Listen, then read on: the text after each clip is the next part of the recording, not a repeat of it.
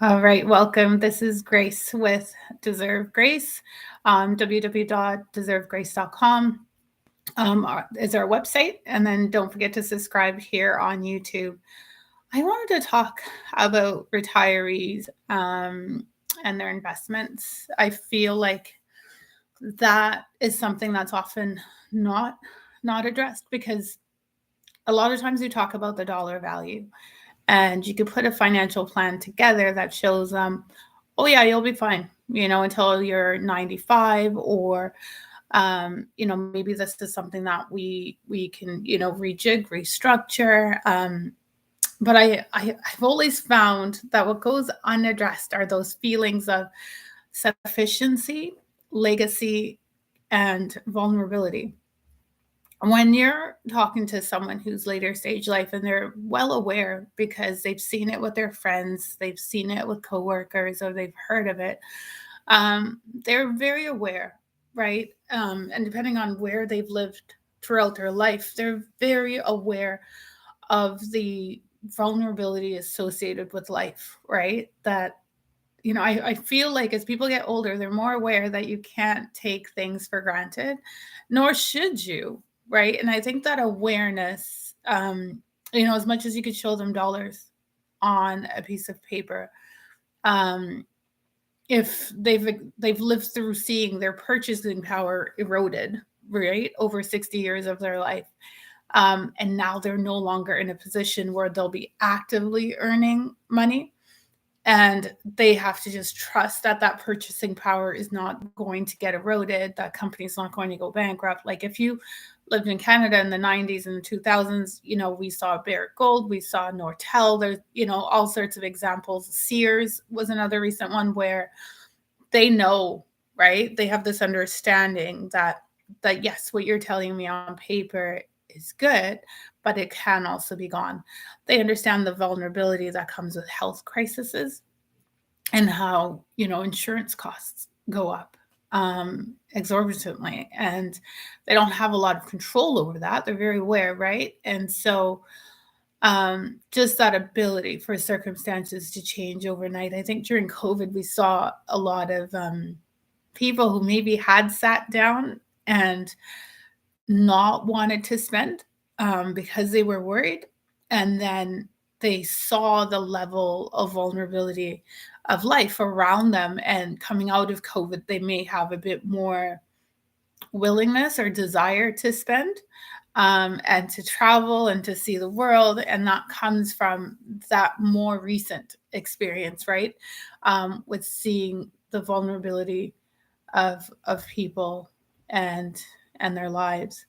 And I think that's really key to be able to focus on, um, and to discuss. I think it's really important for us to, when we're dealing with retirees and their investments, to be aware of where are they on that spectrum, right? Is this newfound desire to spend coming from an emotional, you know, position, right? Is it coming from something that currently happened? People change over time, and we have to be flexible to that, but we also need to be aware of those changes as they're happening, and advise accordingly, right? Give people that space to breathe and refocus and replan their life. Now, on that last part of sufficiency, I think, you can imagine always feeling like you had the ability to influence what happened to you in your life financially,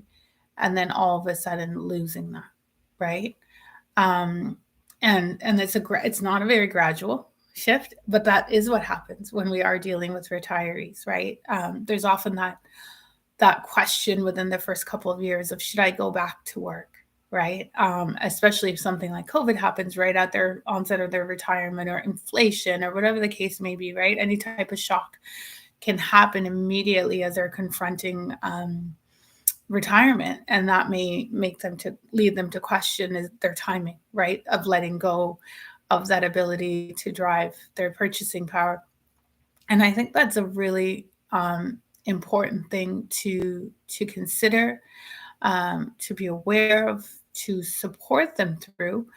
And as you're having, discussions with someone, whether you're in a relationship and you're both retirees, or you're a child of a retiree, I think it's important to check in with them, emotionally, see where they are feeling, right, about their investments, and understand what's driving that feeling and that emotion, and how that's changing their decision making skills, because those are things we often overlook. And I think the last one is legacy.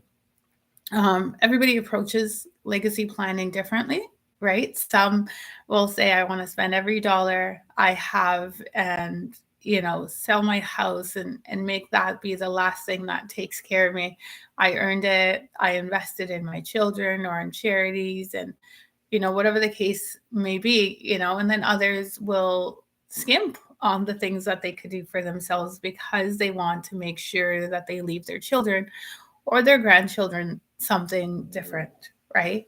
Than maybe where they started, right? Maybe they want to give the kids that leg up to be able to start in a different place. And I always find that one to be an interesting conversation, because with the way people are living longer, right? This parent who's having this conversation in their 60s probably doesn't realize they're going to be talking in their 80s about this 60-year-old child is the one that they want to give a leg up to.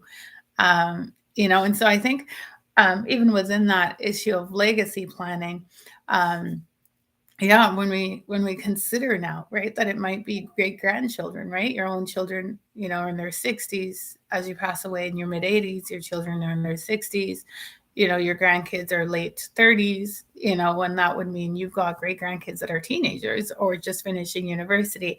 And all of a sudden, how do you make sure that that great grandchild is the one that is benefiting from your legacy and gets that late hand up, if that is what you wanted to leave, right? And so, yeah, so legacy planning all of a sudden, becomes generational and multi-generational, and really changes, right? And it also grows into, the kids, right? There's questions around how you want your kids and your grandkids and your step grandkids or adopted you know what I mean? Like, there's so many layers of how do you want them to interact with your legacy, right? Is it what you're leaving, or is it something that they're enjoying while you're still alive? So lots to really be said, I think, about that area around legacy planning, future planning, and it's on the mind of a lot of retirees, as they're looking at their investments and as they're enjoying, their life. So just wanted to, yeah, really quickly have that discussion, because, when you're dealing with money, and here at You Deserve Grace, a big part of what we want is people to be able to focus on what their version of rich is, what their definition of rich is, and formulate that emotional plan as to how to get there. Then that way they can work with a financial advisor to actually do the numbers, do the investing, right? And deal with that other aspect of it. But for us, we really just want to be that opportunity to kind of voice these concerns.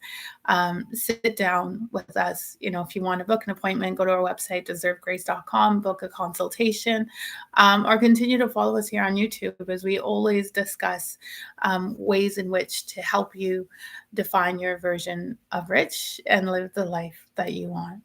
Take care, guys.